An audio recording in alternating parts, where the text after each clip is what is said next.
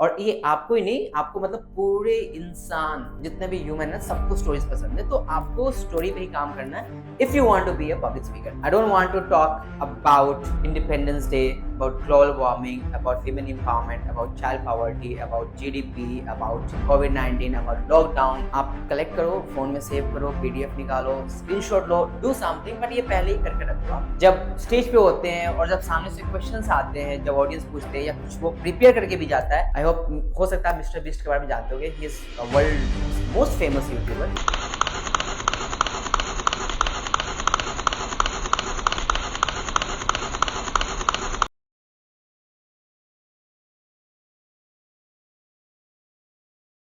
और बनना public speaker.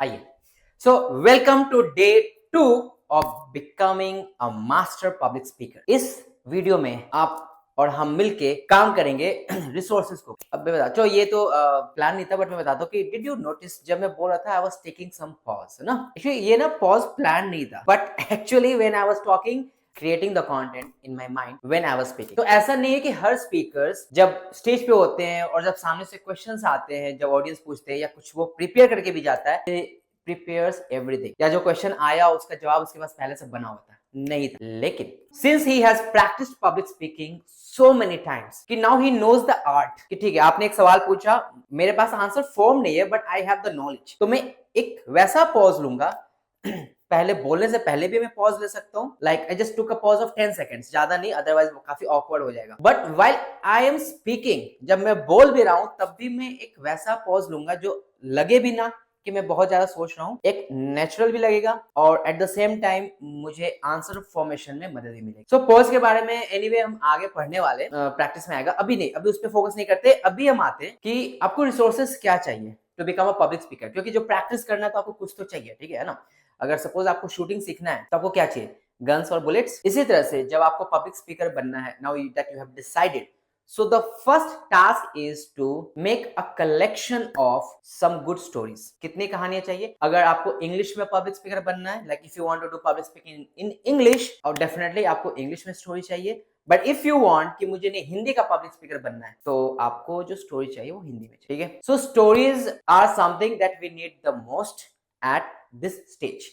अभी आपको कोई भी स्पीच नहीं देना है किसी फैक्चुअल डिटेल्स के ऊपर। I don't want to talk about Independence Day, about global warming, about women empowerment, about child poverty, about GDP, about कोविड-19, about lockdown, about cases in India, about crimes in India, about development of India, about China's development। तो आपको इस तरह के किसी भी topics पे अभी नहीं जाना है, ठीक है। मैं बोलूंगा you are too young in public speaking for this. So अभी आपको स्टोरीज पिक करना है, उसके रीजंस क्या है मैं बता दूं। सबसे पहले तो स्टोरीज इंटरेस्टिंग होते हैं आपको भी मजा आएगा कि ठीक है मैं स्टोरी के पे काम करूं, आप बोर नहीं होगे।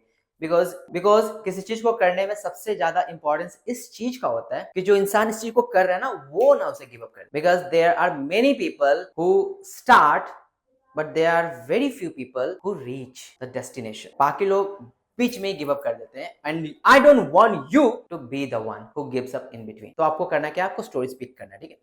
दूसरा रीजन क्या है स्टोरीज का, मैं बताता हूँ। जो ह्यूमन ब्रेन है ना, दिस इज वायर्ड, ये ऐसा हो गया है through the years of evolution कि जब आप किसी एक कहानी का हिस्सा बन जाते हो, जब आपको एक कहानी पता चलता है, जब आपको कुछ इंसिडेंट्स पता चलते हैं, सीक्वेंस ऑफ इंसिडेंट्स, सो आप उसका एंड चाहते हो जानना किसी भी चीज का। जैसे आज अगर मैं एक खटारा गाड़ी ले आऊं और मैं वीडियो के स्टार्टिंग में बता दूं कि I am going to show you that how I transform my this कवारी कार इनटू अ फरारी, तो अगर वीडियो लंबी भी है ना और आप देख रहे हो कि I am just doing denting painting, आप उसको ना एंड तक देखना चाहोगे, बिकॉज आपको वो रिजल्ट जानना, यू वांट टू सी ये एंड होता है कि नहीं। आई होप हो सकता है मिस्टर बीस्ट के बारे में जानते होंगे, he is world most famous YouTuber. This is what he does in every of his videos. वो कुछ ऐसा ही वो क्रिएट करते हैं that audience they want to watch it till the end just to see the result कि आखिर हुआ क्या।